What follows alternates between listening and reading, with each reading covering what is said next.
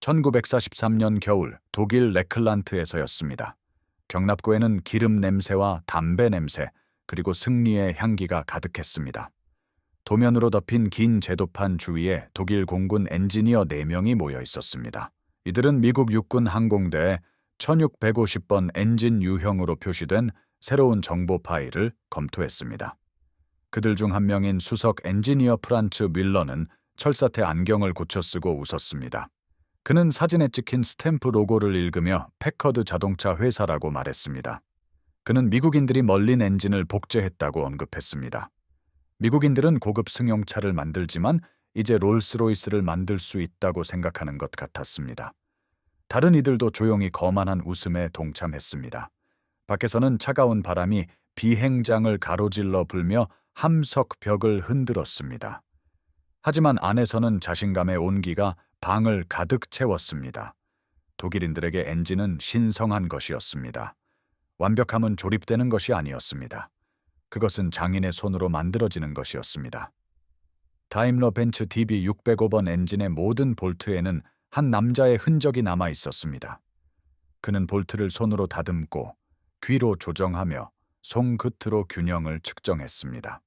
그들에게 정밀함은 기계의 리듬이 아니라 장인의 손끝에 깃들어 있었습니다. 사업가와 영화 배우가 운전하는 미국 자동차로 알려진 패커드라는 이름은 그들에게 위협이 아니라 농담처럼 들렸습니다.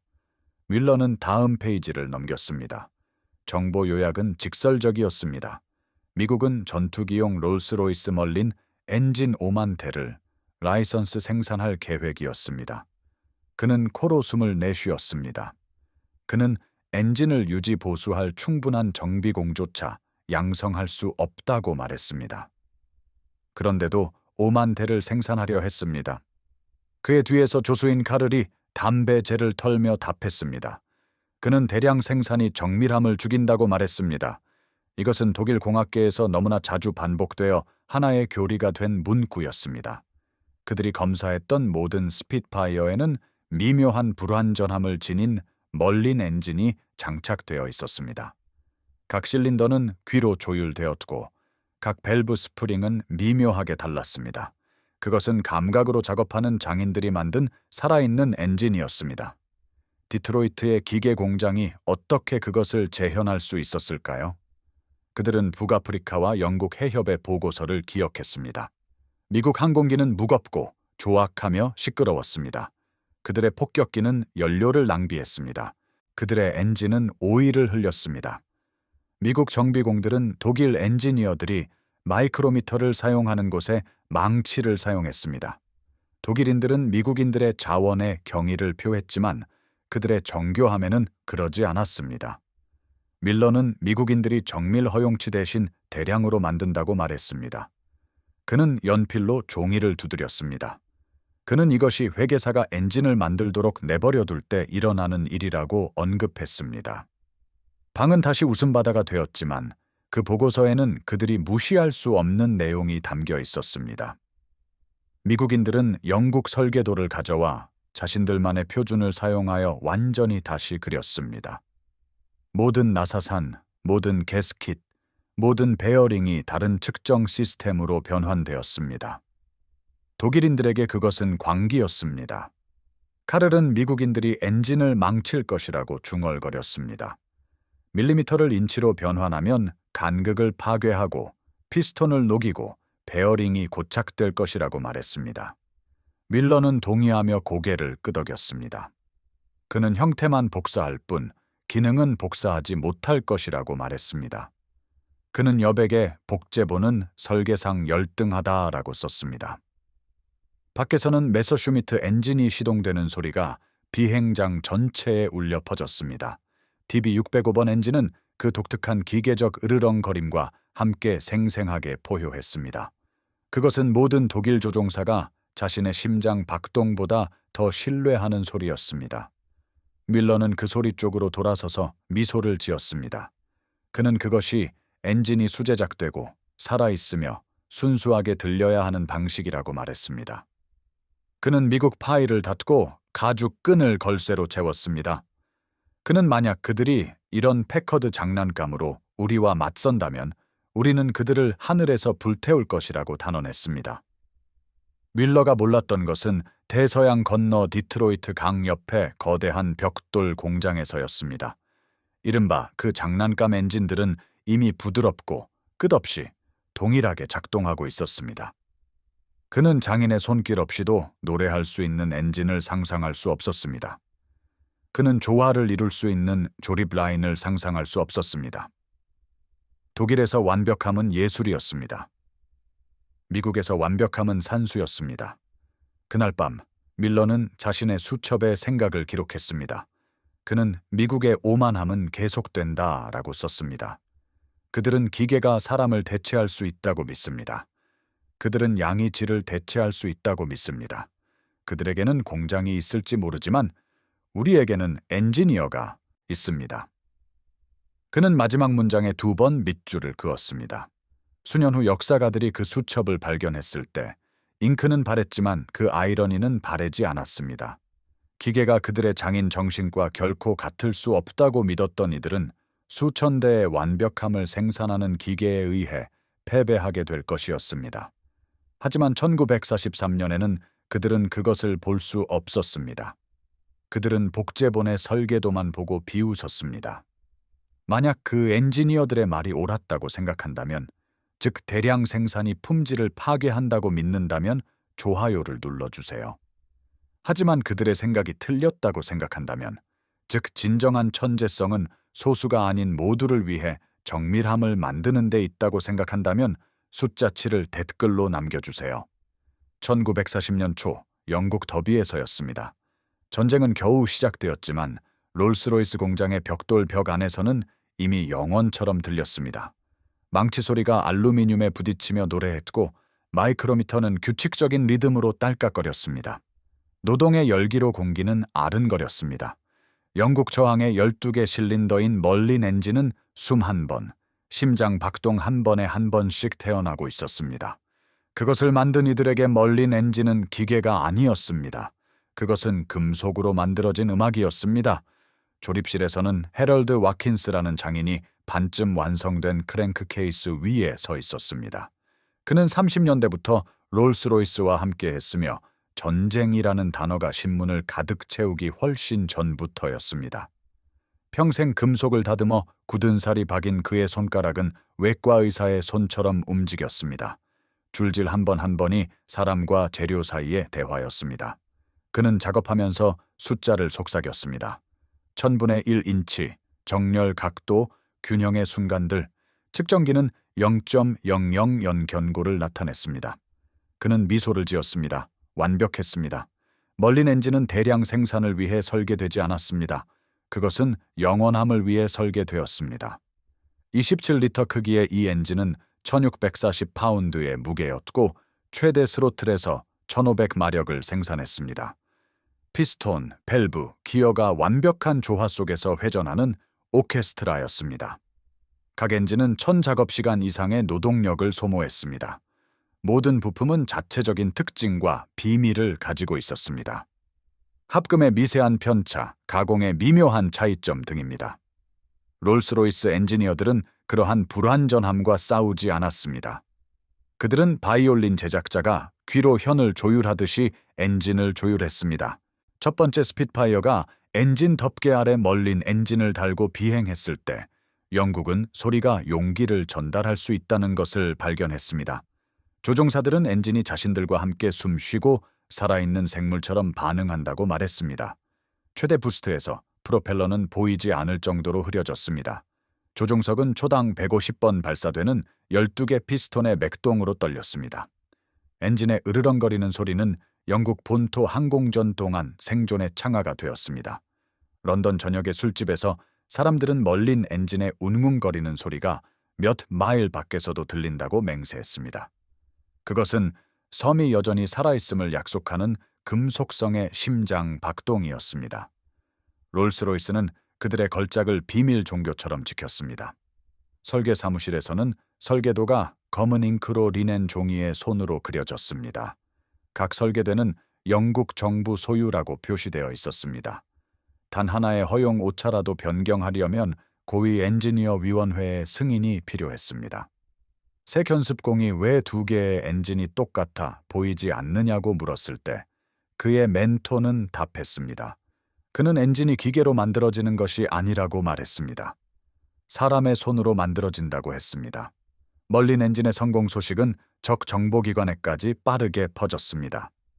독일인들은 멀린 엔진을 스피트파이어 엔진이라 불렀습니다. 그것은 그들의 주간 공습을 불타는 잔해로 만든 비행기의 심장이었습니다.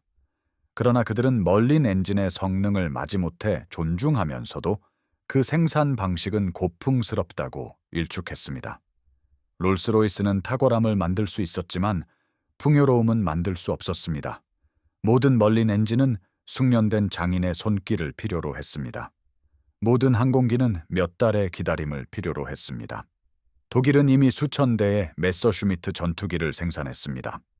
이는 DB601번과 DB605번 엔진으로 구동되었으며 영국이 결코 따라잡을 수 없는 수량으로 조립 라인에서 쏟아져 나왔습니다.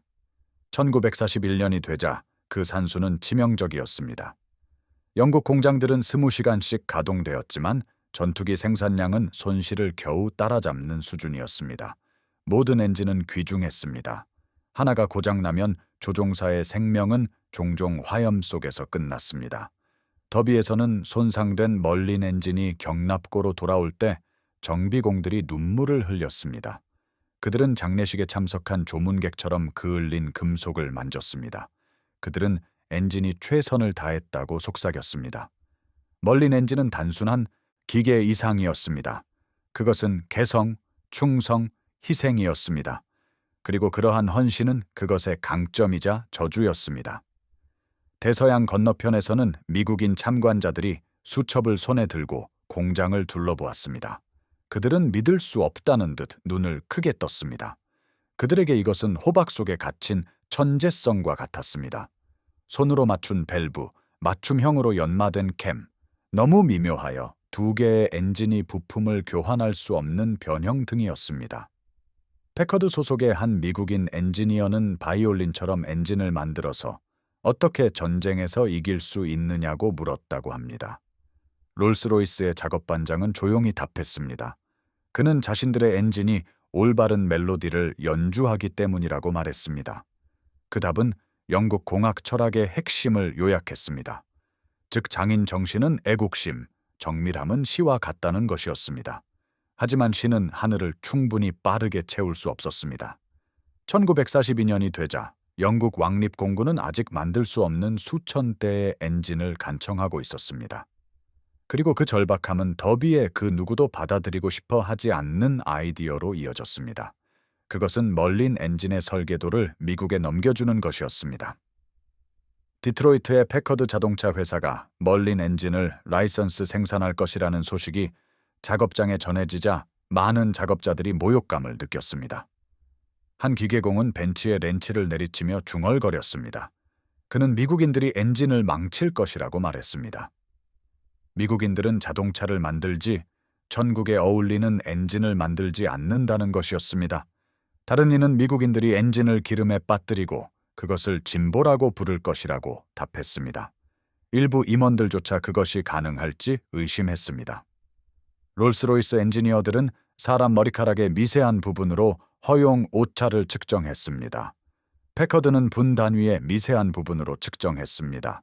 그러나 전쟁은 겸손을 강요하는 방식이 있습니다. 스피파이어와 랭커스터는 자존심을 기다릴 수 없었습니다.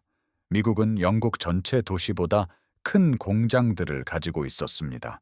그들의 기계는 어떤 인간의 손보다 빠르게 찍어내고 깎고 갈아낼 수 있었습니다. 유일한 질문은 속도가 영혼과 공존할 수 있는지 여부였습니다. 1942년 여름이 되자 도면으로 가득 찬 나무 상자들이 더비를 떠나 디트로이트로 향했습니다. 이만 천장의 설계도는 대양을 건너는 영국 천재성의 조각들이었습니다. 장인들은 그것들이 떠나는 것을 지켜보며 절반은 자랑스러워하고 절반은 두려워했습니다. 그들은 몇 달 안에 미국인들이 그 설계도를 변형시켜 돌려줄 것이라는 것을 아직 몰랐습니다. 예술이 아닌 산수에 의해 말입니다. 만약 걸작이 제작자의 손을 떠날 때 영혼을 잃는다고 믿는다면 좋아요를 눌러주세요. 하지만 진정한 천재성이 번역을 통해 살아남을 수 있고 예술이 아름다움을 잃지 않고 산업이 될 수 있다고 믿는다면 숫자 7을 댓글로 남겨주세요. 1942년 가을 미시간주 디트로이트 패커드 자동차 회사 위 밤하늘은 주황빛으로 빛났습니다. 그것은 폭탄이나 불꽃 때문이 아니었습니다. 창조의 용광로에서 뿜어져 나오는 빛이었습니다. 공장은 24시간 내내 가동되었습니다.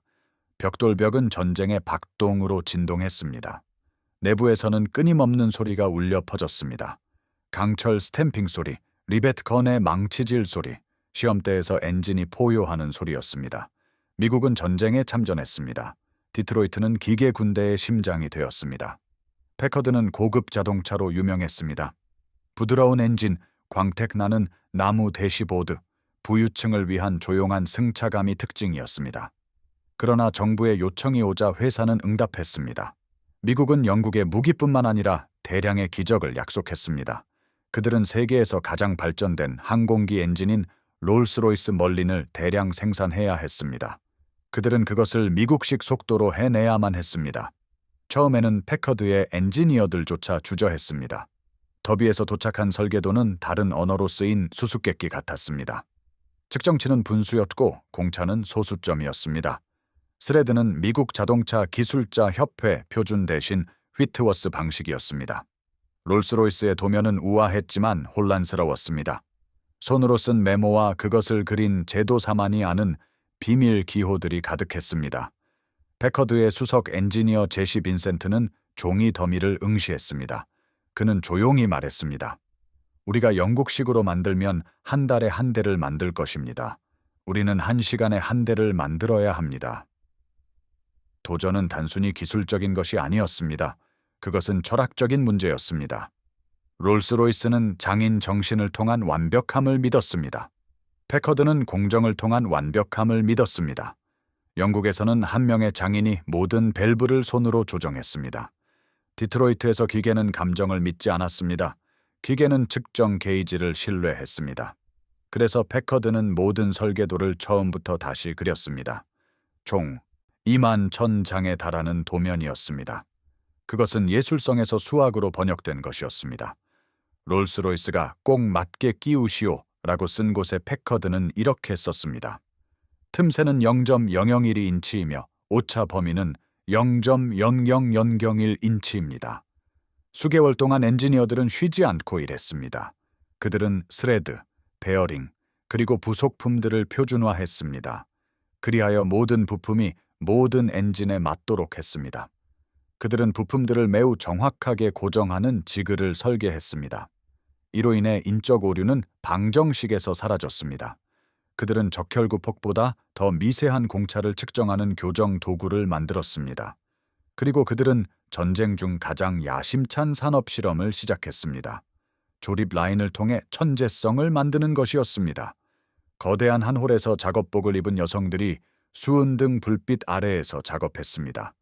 각자는 하나의 작업에 특화되어 있었습니다.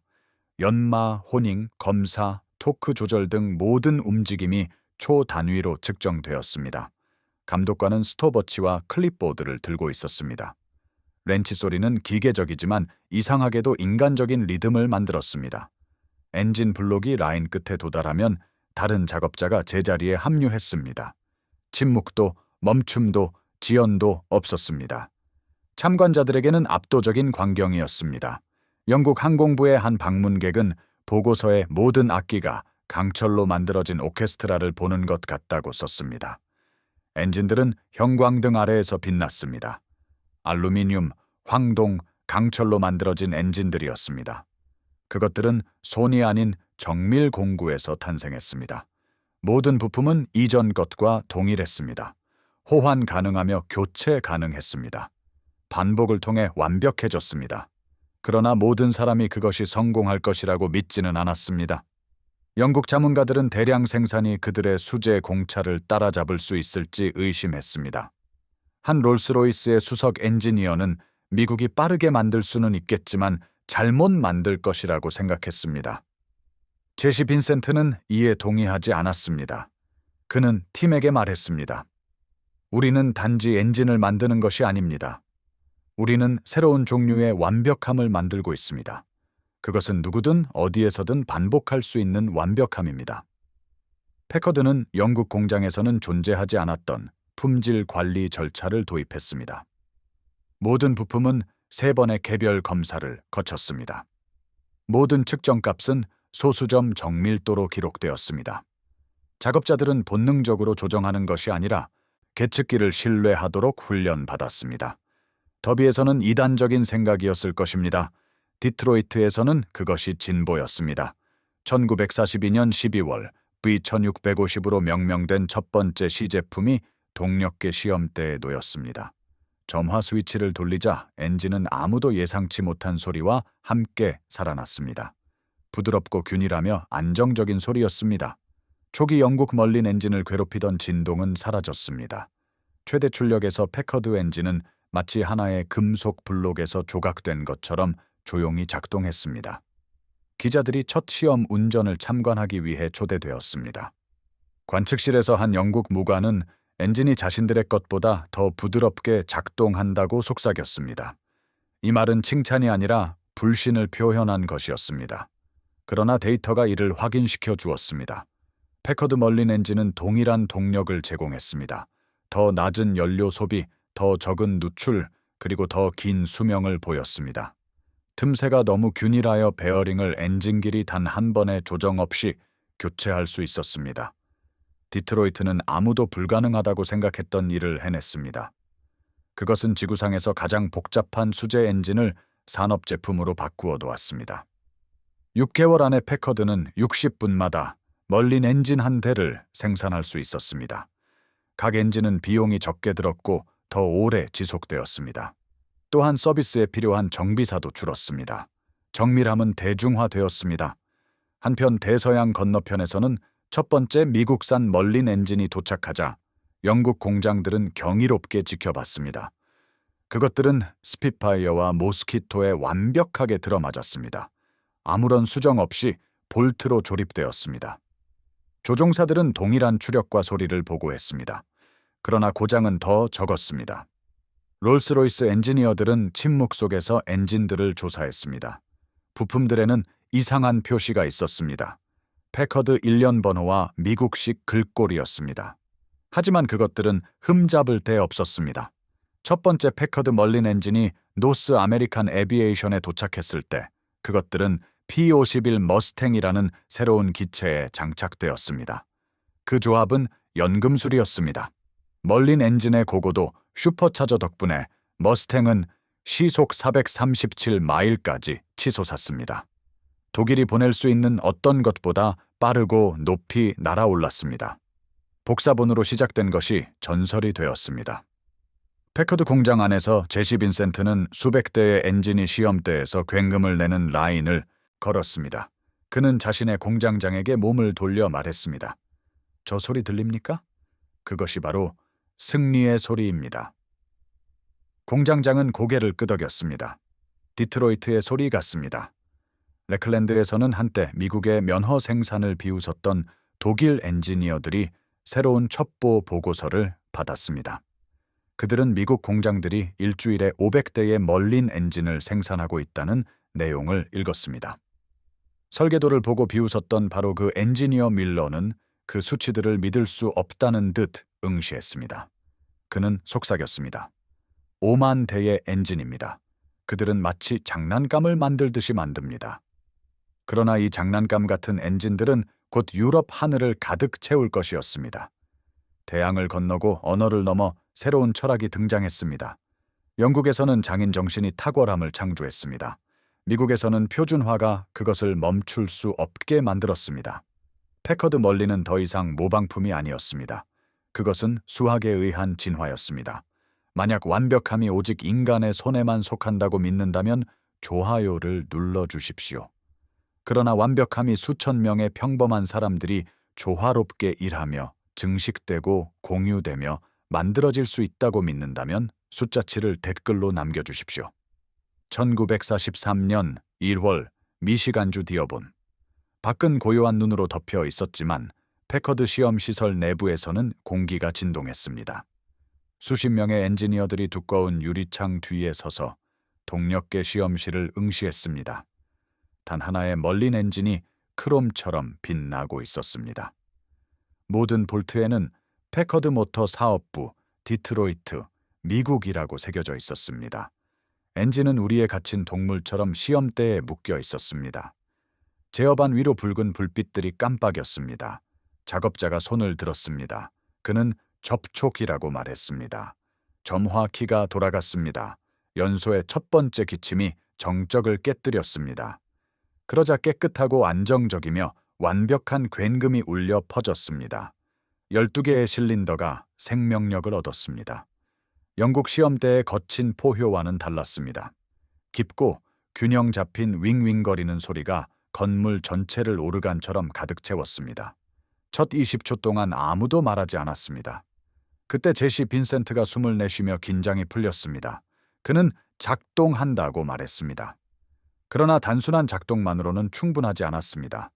이 시험은 움직임 이상의 것을 증명해야 했습니다. 이 엔진은 150시간 연속으로 500마력, 3000분당 회전수로 가동될 예정이었습니다. 단 한 번의 고착이나 누출, 고장도 없어야 했습니다. 이것은 롤스로이스도 감히 시도하지 못했던 시험이었습니다. 만약 패커드의 복제품이 성공한다면 두 대륙의 모든 의심을 잠재울 것이었습니다. 시간이 흐르고 또 흘러도 엔진은 계속해서 굉음을 냈습니다. 기술자들은 교대로 진동, 오일 온도, 베어링 간극을 측정했습니다. 30시간이 지나자 영국 관찰자들은 안심하기 시작했습니다. 70시간이 되었을 때 그들 중 한 명이 중얼거렸습니다. 그는 곧 멈출 거야. 항상 그랬으니까 라고 말했습니다. 120시간이 지나자 그들은 추측을 멈추었습니다. 그리고 150시간이 되었을 때 엔진이 멈췄습니다. 엔진은 여전히 원래 성능의 1% 이내를 유지하고 있었습니다. 수치는 부인할 수 없었습니다. 출력은 안정적이었고 압축은 완벽했습니다. 연료 효율은 그 어떤 이전 멀린 엔진보다 높았습니다. 제시 빈센트는 방문 온 롤스로이스 연락관에게 부드럽게 물었습니다. 그는 우리가 예수를 대량 생산할 수 없다고 아직도 생각하십니까? 라고 말했습니다. 그 남자는 망설이다가 믿을 수 없다는 듯 미소를 지었습니다. 그는 방금 그렇게 한 것 같습니다. 라고 답했습니다. 이 결과는 암호화된 전신으로 대서양을 건넜습니다. 더비에 도착한 메시지는 천둥처럼 울려 퍼졌습니다. 메시지는 패커드 시험 성공, 엔진 150시간 최고 출력 통과, 결함 없음이라고 적혀 있었습니다. 잠시 동안 공장은 침묵에 잠겼습니다. 어떤 이들은 자랑스러워했습니다. 다른 이들은 부끄러워했습니다. 한 선임 디자이너는 이렇게 말했습니다. 그들이 우리의 천재성을 가져가 재현 가능하게 만들었군. 다른 이는 고개를 끄덕이며 속삭였습니다. 그는 좋다. 그럼 이 전쟁에서 이길 수도 있겠군이라고 말했습니다. 1943년 봄 무렵 패커드는 매달 수백 대의 엔진을 출하하고 있었습니다. 각 엔진은 동일했으며 상호 교환 가능했고 1년 번호가 부여되어 있었습니다. 영국 정비사들은 항공기 부품을 조정 없이 교체할 수 있었습니다. 조종사들은 즉시 그 차이를 알아차렸습니다. 미국에서 제작된 멀린 엔진은 더 깨끗하게 시동 걸리고 더 시원하게 작동하며 더 높이 비행했습니다.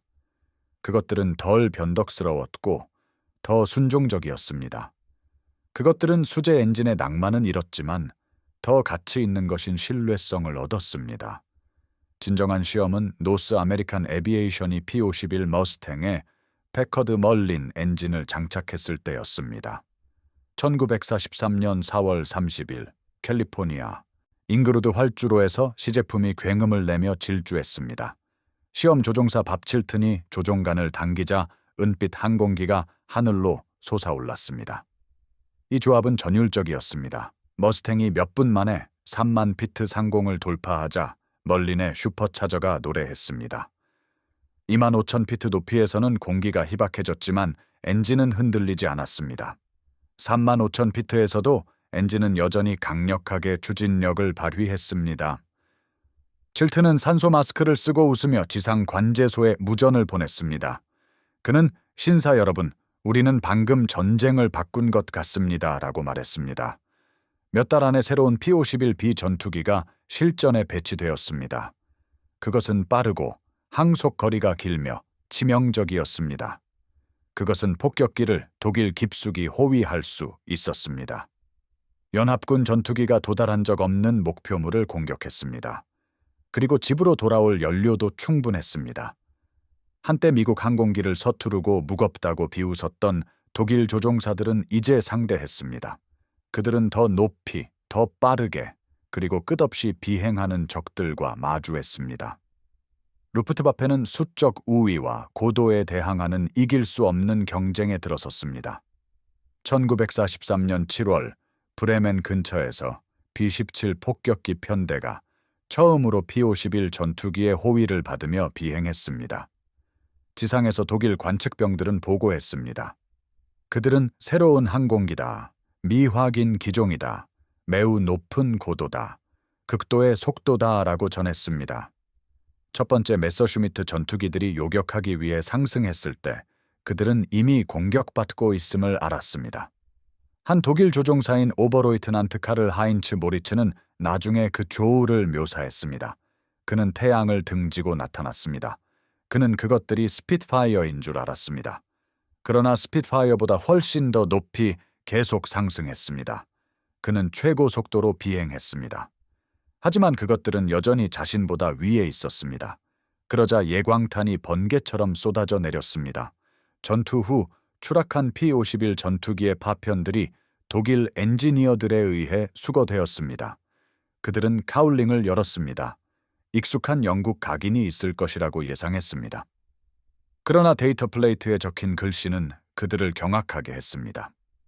거기에는 패커드 모터 사업부, 디트로이트, 미국이라고 적혀 있었습니다.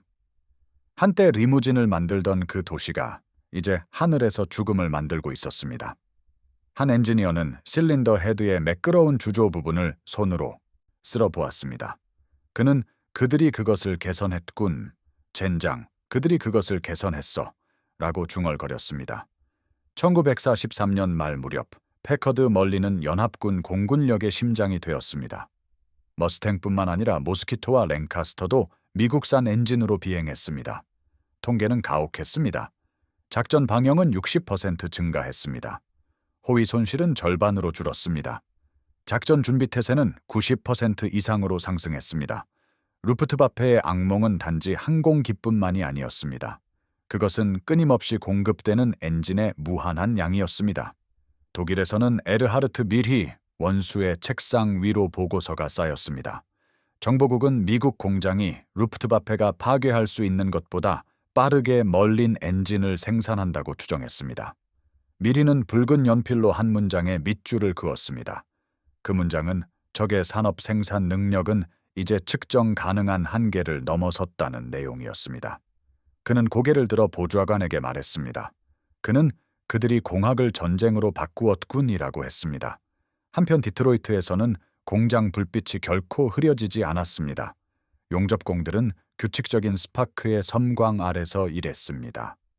검사관들은 마스터 템플릿과 비교하여 계측기를 확인했습니다. 조립 라인의 여성들은 멀린 사업부라고 적힌 배지를 달고 있었습니다.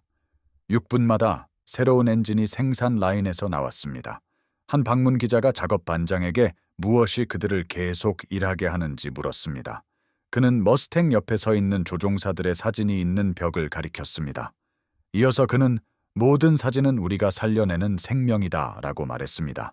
변혁은 완료되었습니다. 평화를 위한 고급 자동차를 만들었던 바로 그 미국 산업이 이제 생존을 위한 정밀함을 만들었습니다. 패커드 멀리는 복제품으로 시작했습니다. 적들에게는 무시당했고 동맹국들에게는 의심받았습니다. 그리고 압력 속에서 탄생했습니다. 그러나 그것은 미국의 가장 위대한 무기가 강철이나 속도가 아니라는 증거가 되었습니다. 그것은 시스템이었습니다. 바다 건너편 1년 전 설계도를 보고 웃었던 독일 엔지니어들은 이제 보고서를 읽었습니다. P-51 전투기들이 3만 피트 상공에서 폭격기 편대를 찢어놓는다는 내용이었습니다. 한때 복제품은 설계상 열등하다고 썼던 밀러는 공책에서 페이지를 찢어냈습니다. 그는 그것을 태울 수 없었습니다. 그는 찢어진 종이를 응시하며 속삭였습니다. 그는 결국 우리가 늘 복제품이었던 것 같다고 말했습니다. 만약 진정한 천재성이 무언가가 어떻게 만들어지는지가 아니라 얼마나 많은 생명을 구할 수 있는지로 측정된다고 믿으신다면 댓글로 숫자 7을 남겨주십시오.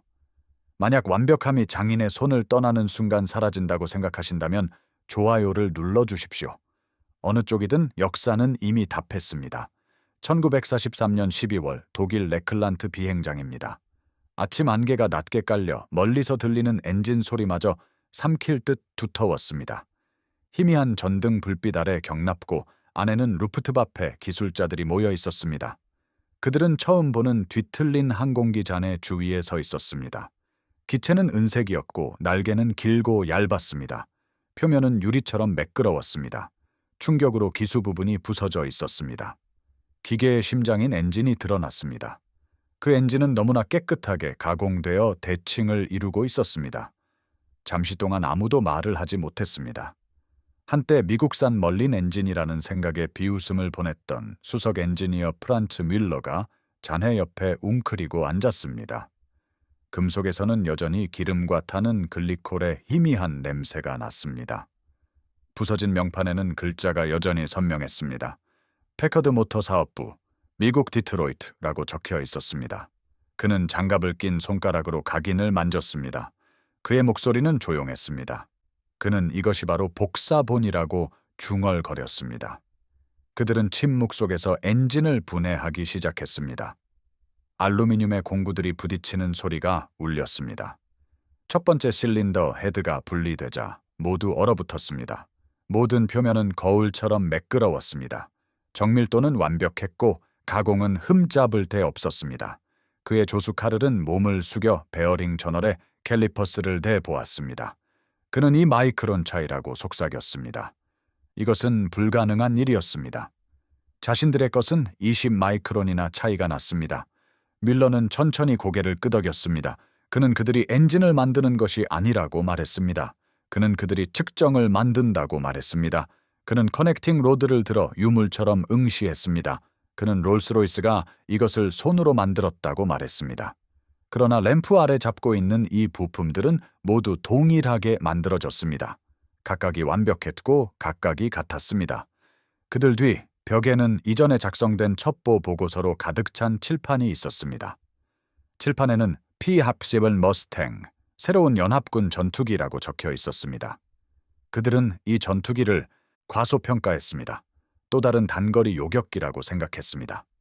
그러나 이제 잔해는 다른 이야기를 들려주고 있었습니다. 미국에서 다시 태어난 멀린 엔진은 이 전투기의 폭격기를 베를린까지 호위하고 돌아올 수 있는 비행 거리를 부여했습니다. 제공권 전쟁은 더 이상 전술의 문제가 아니었습니다. 그것은 지구력의 문제였습니다. 그날 오후 늦게 그들은 관측 벙커에 모였습니다. 전방 부대에서 회수한 전투 영상을 검토하기 위해서였습니다. 영사기가 깜박이며 켜졌고 포케불프 190의 독일군 기관총 카메라 영상이 나타났습니다. 거친 흑백 화면에서 은색 항공기가 위에서 돌진해 내려왔습니다. 너무 빨라서 추적할 수 없었습니다. 예광탄은 위로 솟아올랐지만 빗나갔습니다. 바로 다음 순간 머스탱은 깨끗하고 밝은 불꽃을 뿜으며 발포했습니다. 영상은 연기 속에서 끝났습니다. 한 장교는 불가능하다고 말했습니다. 그는 어떤 피스톤 엔진도 그렇게 상승할 수는 없다고 덧붙였습니다. 밀러는 고개를 저었습니다. 그는 그것이 슈퍼차저 때문이라고 말했습니다. 그것은 2단계, 2단 속도를 가지고 있었습니다. 높은 고도에서도 마치 지상에 있는 것처럼 숨을 쉰다고 설명했습니다. 그는 회수된 잔해의 데이터를 가리켰습니다. 그들은 냉각 문제를 해결했습니다. 또한 압력 문제와 모든 문제를 해결했다고 말했습니다. 한 정비사가 작은 상자를 들고 들어왔습니다. 상자 안에는 엔진에서 회수된 볼 베어링 조각들이 들어 있었습니다. 그 남자는 추락 후에도 여전히 둥글다고 말했습니다. 밀러는 돋보기로 하나를 살펴보았습니다. 베어링 표면은 완벽하게 연마되어 있었습니다. 그는 이것을 손으로 연마한 것이 아니라고 말했습니다. 그들은 수학적인 방식으로 연마한 것이라고 설명했습니다. 경납고 안의 분위기는 호기심에서 불신으로, 그리고 더 조용한 존경심으로 바뀌었습니다. 디트로이트를 비웃었던 사람들은 이제 자신들이 무엇에 직면해 있는지 이해했습니다. 패커드는 롤스로이스를 단순히 복사한 것이 아니었습니다. 그들은 더 빠르게 제작되고 더 오래 작동하며 한때 운에 의존했던 정밀도를 뛰어넘는 엔진을 만들었습니다. 소문은 루프트바페 전역에 빠르게 퍼져나갔습니다. 조종사들은 새로운 미국 전투기를 보고하기 시작했습니다. 긴 비행 거리, 높은 고도, 거의 멈출 수 없다는 특징이었습니다. 그들은 이 전투기를 데어 질베른의 예거, 즉 은빛 사냥꾼이라고 불렀습니다. 그것은 예고 없이 나타나 번개처럼 급강하했습니다. 레이더가 추적하기도 전에 사라졌습니다. 한 에이스는 자신의 일기에 이렇게 기록했습니다. 그것은 위에서부터 소리 없이 내려옵니다. 발사할 때까지 조용합니다. 예광탄이 먼저 도착하고 그 후에 굉금이 들립니다. 당신은 마치 수학에 의해 사냥당하는 기분을 느낄 것입니다. 1944년 초 첩보 브리핑에는 독일 DB605와 미국 패커드 멀린 엔진의 상세한 비교가 포함되었습니다. DB605는 더 가볍고 소형이었지만 꾸준한 유지 보수, 정밀한 연료, 그리고 조심스러운 취급을 요구했습니다.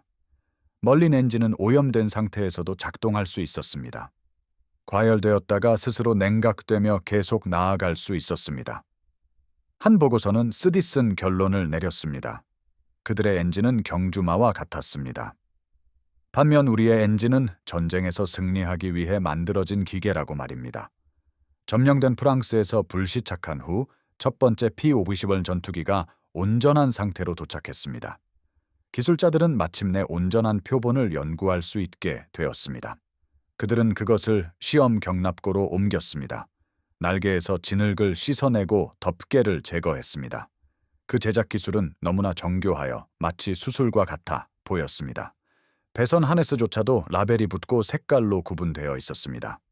이는 아름다움이 아닌 파괴할 수 없는 것을 위한 설계의 증거였습니다. 카를은 밀러에게 시험 결과가 타이핑된 요약본을 건넸습니다. 밀러는 그것을 2번 읽은 다음 내려놓았습니다. 그것은 우수한 오일 압력 안정성, 뛰어난 온도 제어, 탁월한 재료 피로 저항을 보여주었습니다. 모든 실린더에서 동일한 압축률을 나타냈습니다. 그는 잠시 멈춘 후 조용히 덧붙였습니다. 그들은 오직 장인만이 할 수 있다고 우리가 생각했던 일을 해냈습니다. 그날 밤 밀러는 자신의 숙소로 돌아가 오래된 일지를 펼쳤습니다. 그 일지에는 1942년에 자신이 쓴 메모가 아직 남아 있었습니다.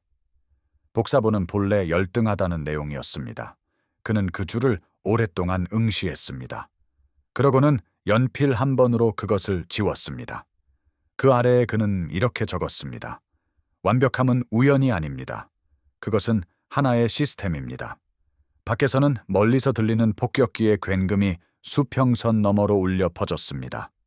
미국 산업이 작동하는 소리였습니다. 하늘 자체가 생산 라인이 되어 있었습니다. 끝없이 기계적이며 막을 수 없었습니다.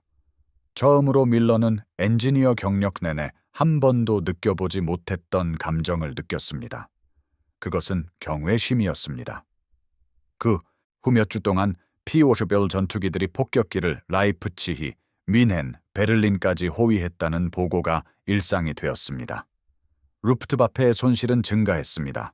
조종사들은 충격을 받은 채 기지로 돌아왔습니다. 그들은 끝없는 은색 전투기 무리를 묘사했습니다. 한 조종사는 그들은 엔진이 결코 떨어지지 않는다고 말했습니다.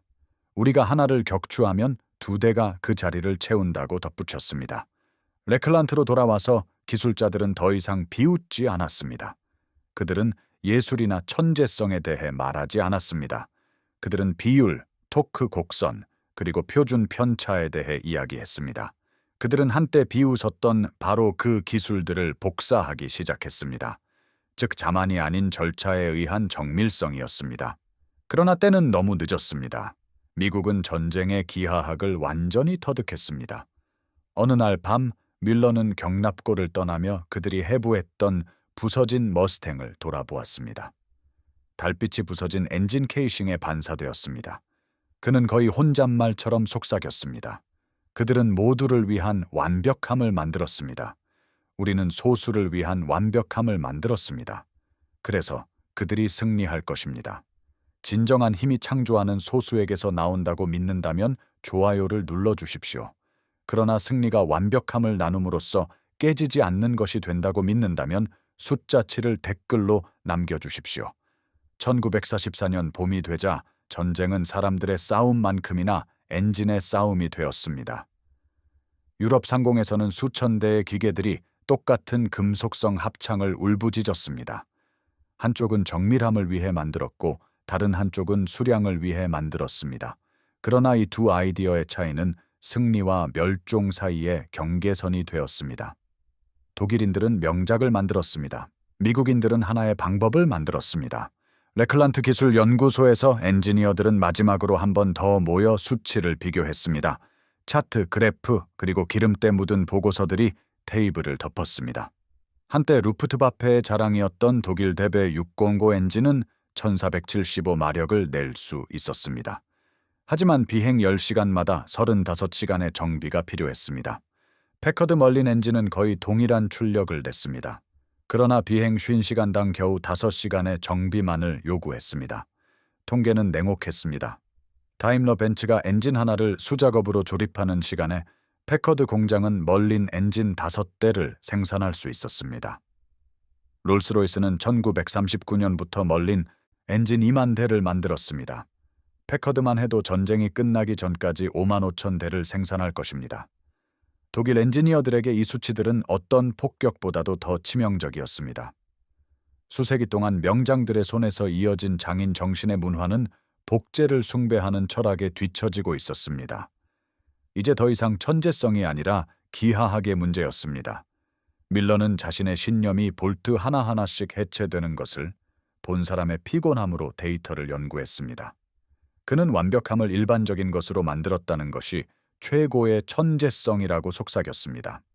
대양 건너 디트로이트에서는 그 동일한 철학이 매일 매분마다 활기차게 작동했습니다. 패커드 공장은 기계가 식을 틈 없이 연속적으로 교대하며 가동되었습니다. 조립 라인은 뜨거운 강철을 뿜어내는 동맥처럼 움직였습니다. 정밀 게이지는 모든 작업대에 걸려 있었습니다. 이 게이지들은 유럽에서 사용되던 어떤 것보다도 미세한 공체에 맞춰져 있었습니다. 훈련받지 않은 눈에는 그곳이 혼돈스럽게 보였습니다. 불꽃이 튀고 크레인이 흔들리고 피스톤이 딸깍거렸습니다. 그러나 그 혼돈은 체계적이었습니다. 모든 움직임, 모든 절단, 모든 토크 값은 계산되고 연습되며 반복되었습니다. 방문객들은 이 공장을 살아있는 유기체 같다고 묘사했습니다. 남성과 여성 모두 작업자들은 그들이 조작하는 기계유 연장선이 되었습니다. 각 사람은 자신의 임무만을 알았고 그 이상은 알지 못했습니다. 그러나 그들은 함께 어떤 단일 엔지니어보다 위대한 지능을 형성했습니다. 공장 위층 사무실에서 제시 빈센트는 종종 창가에 서 있었습니다. 그는 아래에서 수백 개의 엔진이 형성되는 것을 지켜보았습니다. 그에게 이것은 미국의 대성당이었습니다. 이 대성당은 전쟁을 결코 보지 못했지만 전쟁을 이길 평범한 사람들의 힘으로 움직이는 창조의 윙윙거림이었습니다. 숫자들이 이를 증명했습니다. 1943년부터 1945년 사이에 패커드는 매달 3,600대 이상의 멀린 엔진을 공급했습니다. 각각은 동일했고 각각은 시험되었고 각각은 비행 준비가 되어 있었습니다.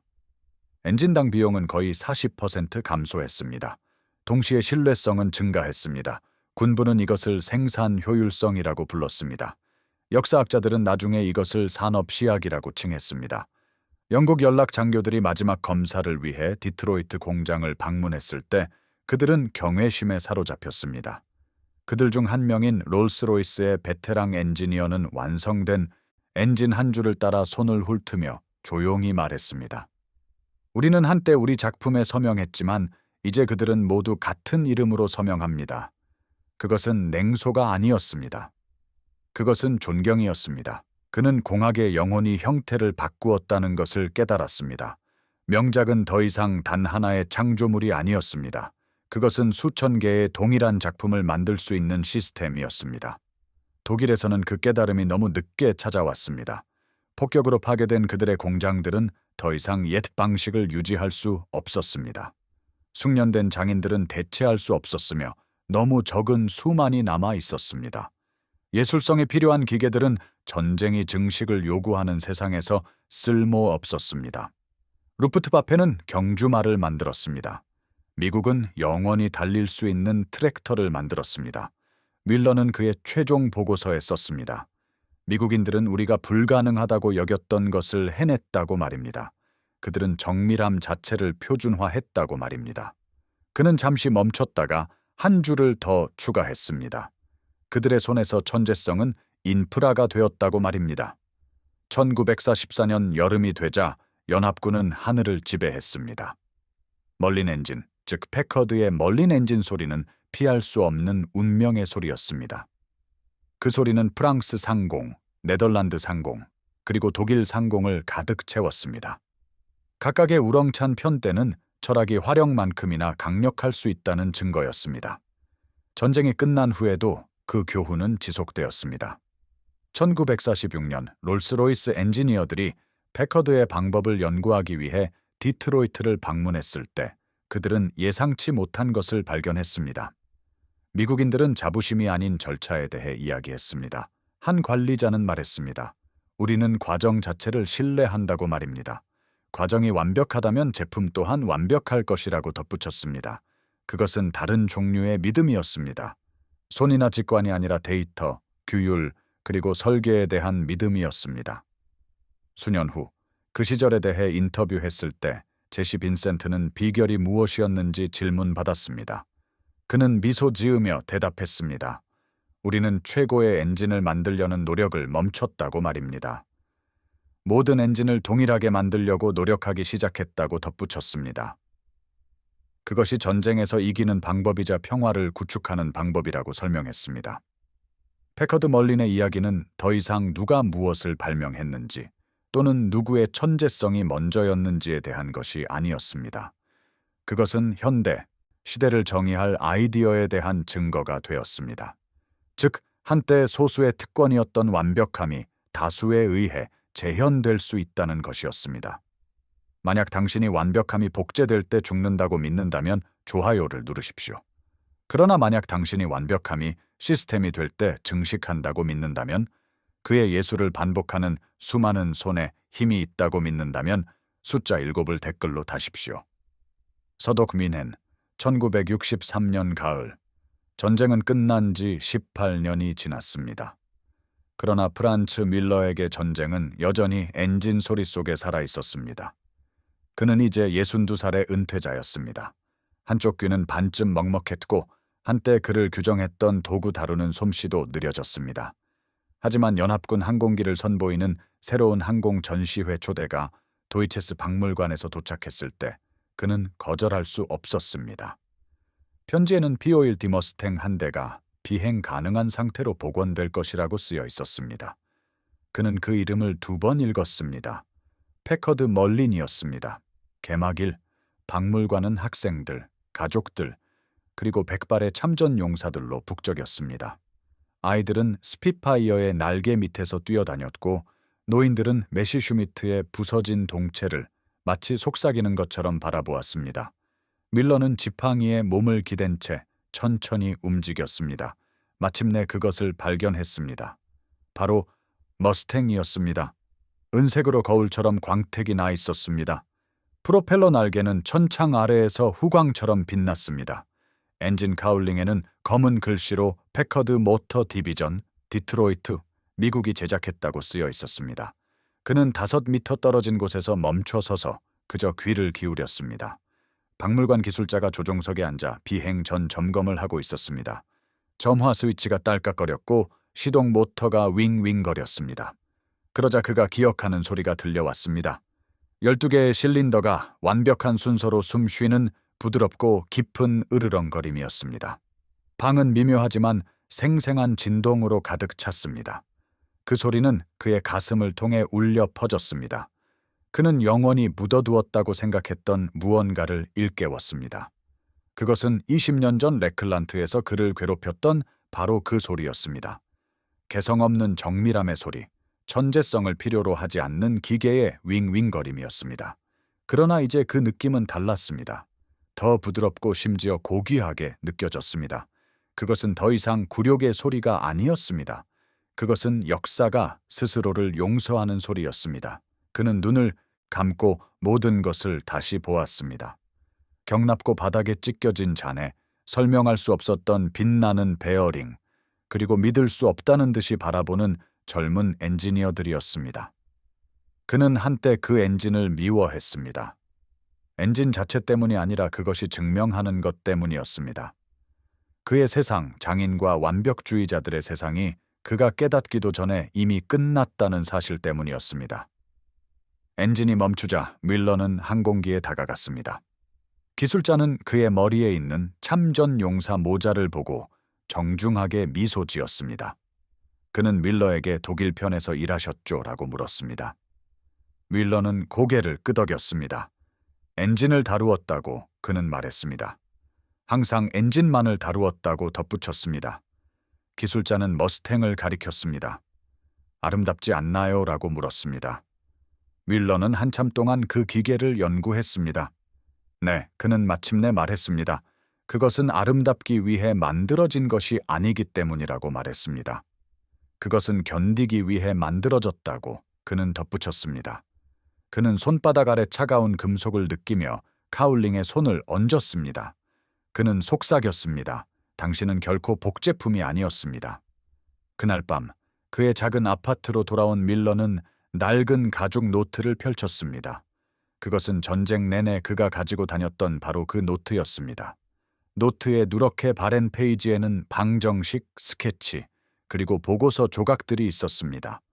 초반부에는 흐릿한 잉크로 여전히 읽을 수 있는 한 줄이 있었습니다. 그는 한때 그러한 확신을 가지고 썼습니다. 즉, 복제는 설계상 열등하다는 것이었습니다. 그는 그것을 오랫동안 응시했습니다. 그러고는 단호하고 최종적으로 그 위에 선을 그었습니다. 그 아래에 그는 썼습니다. 이해를 바탕으로 만들어진 복제는 발명이 된다고 말입니다. 그는 잠시 멈춘 후 마지막으로 한 항목을 추가했습니다. 그의 글씨는 약간 떨렸습니다. 그들은 자부심이 아니라 목적을 가지고 만들었다고 말입니다. 그들은 결코 만나지 못할 사람들을 위해, 결코 보지 못할 전투를 위해 만들었습니다. 그들의 기계들은 모든 사람을 소중히 여기는 시스템의 영혼을 담고 있었습니다. 그것이 그들의 천재성이었습니다.